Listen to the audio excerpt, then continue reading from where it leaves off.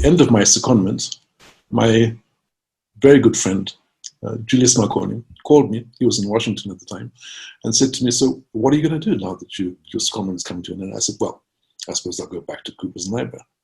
And he says, "I'm thinking of starting a bank. You know, I've started banks all over the world. I'm thinking that it's time we started a bank in Zimbabwe.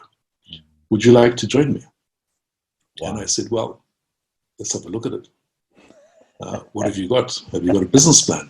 He says, "No." He says, "I've got some numbers that one of my future colleagues has got from RAL Merchant Bank, as it was at the time." Yeah. And that was my good friend Francis Muto, who was the RAL Merchant Bank. Yes. And he says, "I'll ask Francis to send you some of this stuff, and then from there you can have a look at it." So Francis sent me this stuff, which was like cash flows and budgets and stuff. And I looked at it, and I said to him, "Francis, I think your formula need looking at, because this thing looks too good to be true.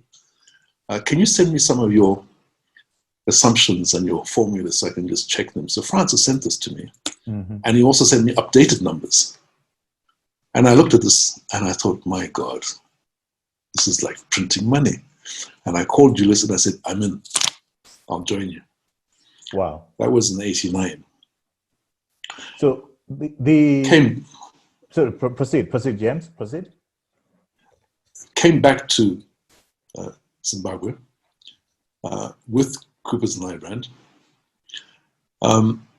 And from there, we started working on the business plan. There was William Nyembo was also one of our partners, and Francis Muto, and I. Julius was still in Washington.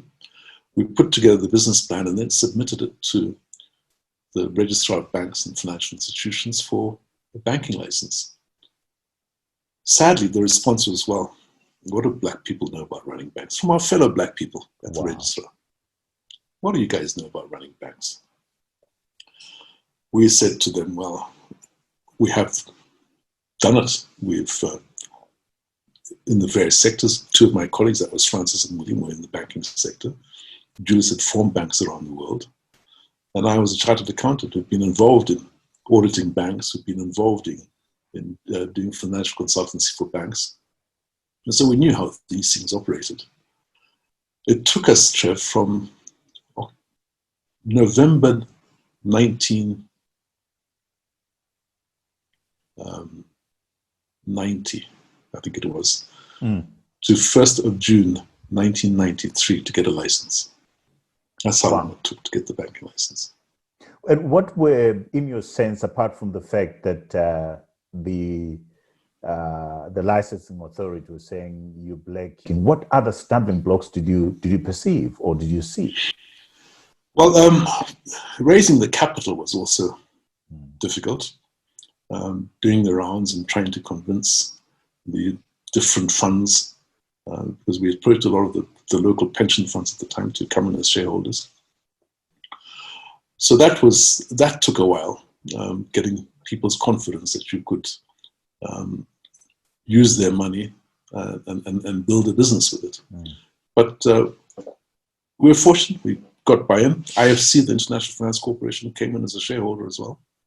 They had 15% of us. And when some of the funds saw the IFC coming in, they couldn't wait to get in. So then we also made personal sacrifices.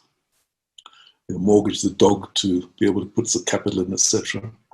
And were able to start the bank, well, open doors 1st of June 93.